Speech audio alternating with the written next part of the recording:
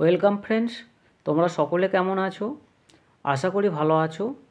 আজকে তোমাদের সিটেট এর প্রাইমারি এবং আপার প্রাইমারি পরীক্ষার জন্য চাইল্ড ডেভেলপমেন্ট অ্যান্ড পেডাগজি অর্থাৎ শিশু বিকাশ এবং শিশু মনস্তত্ত্ব থেকে খুবই গুরুত্বপূর্ণ এমসিকিউ প্রশ্ন এবং তাদের উত্তর নিয়ে আলোচনা করব।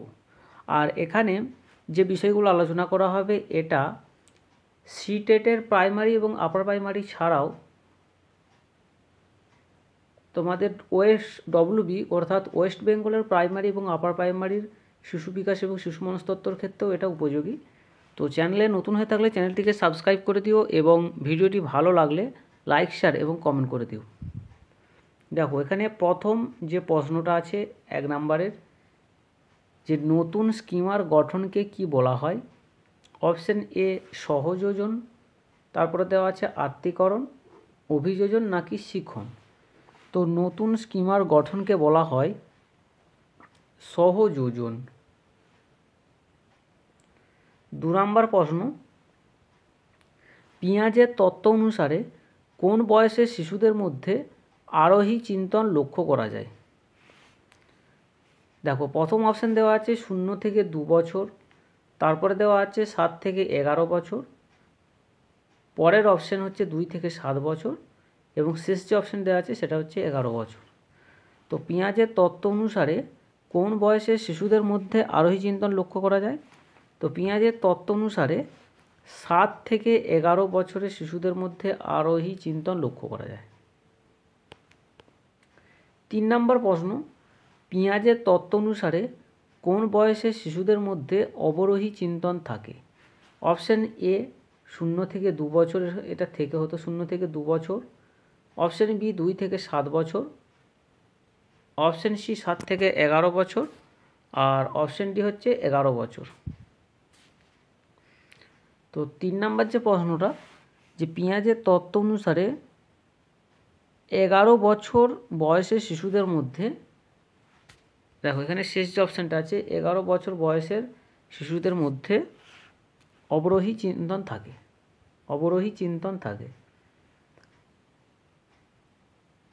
4 নম্বর প্রশ্ন, সমস্যা সমাধান করার চিন্তা দেখা যায়।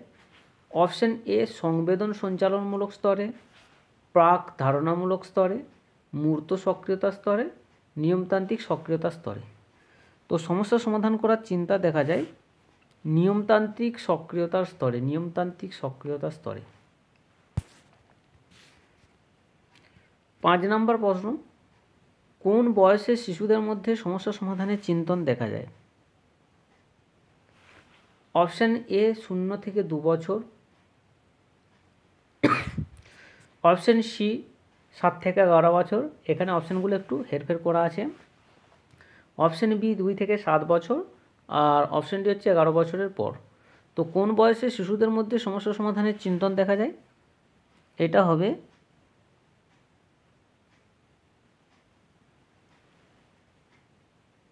11 বছরের পর, 11 বছরের পর।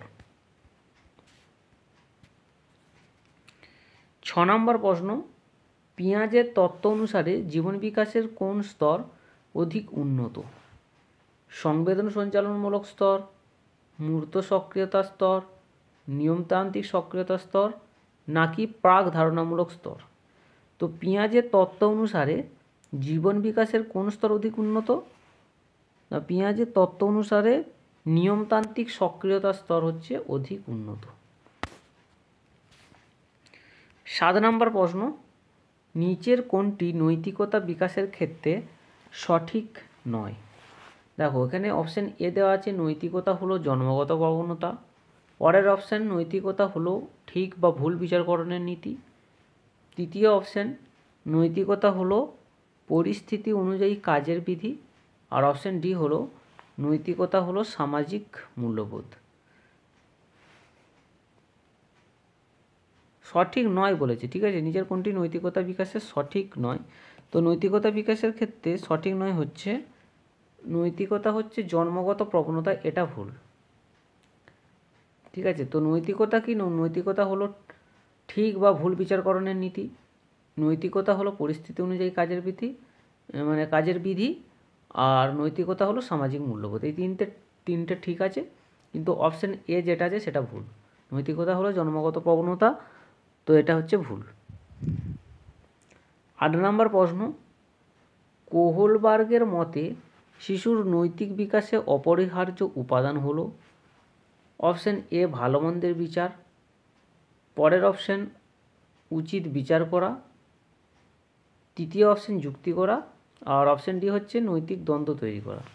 তো কোহলবার্গের মতে শিশুর নৈতিক বিকাশে অপরিহার্য উপাদান হলো নৈতিক দ্বন্দ্ব তৈরি করা, নৈতিক দ্বন্দ্ব তৈরি করা। 9 নম্বর প্রশ্ন, দেখো 9 নম্বর প্রশ্নটা হচ্ছে নৈতিকতার সর্বোচ্চ স্তরে কোন বৈশিষ্ট্য লক্ষ্য করা যায়? অপশান এ নৈতিকতা বিবেকবোধ নির্ভর, পরের অপশান নৈতিকতা সমাজ নির্ভর, তৃতীয় অপশান নৈতিকতা অন্যের উপর নির্ভর, আর অপশান ডি হচ্ছে নৈতিকতা আইন নির্ভর। তো নৈতিকতার সর্বোচ্চ স্তরে কোন বৈশিষ্ট্য লক্ষ্য করা যায়? না, সর্বোচ্চ স্তরে লক্ষ্য করা যায় হচ্ছে নৈতিকতা হচ্ছে বিবেকবোধ নির্ভর। তো এই ছিল তোমাদের সিটেটের প্রাইমারি ও আপার প্রাইমারি, এছাড়াও ডব্লিউবি প্রাইমারি এবং আপার প্রাইমারির চাইল্ড ডেভেলপমেন্ট অ্যান্ড পেডাগজি অর্থাৎ শিশু বিকাশ এবং শিশু মনস্তত্ত্ব থেকে খুবই গুরুত্বপূর্ণ প্রশ্ন। তো এখানেতেই ভিডিও শেষ করছি, পরের এপিসোডে আবার দেখা হবে। আর আরেকটা কথা বলে রাখি, তো তোমাদের সিটেট এবং ডব্লিউবি মানে প্রাইমারি এবং আপার প্রাইমারি যে টেট আছে, তো তাদের জন্য আলাদা প্লেলিস্ট তৈরি করা হবে। তো তোমরা প্লেলিস্টগুলো ফলো করো, তো সেখানেই তোমরা সব ভিডিওগুলো পাবে। চাইল্ড ডেভেলপমেন্ট অ্যান্ড পেডাগজি যে সমস্ত ভিডিও আছে, তো সেখানে তোমরা সব ভিডিওগুলো পেয়ে যাবে। আর তোমাদের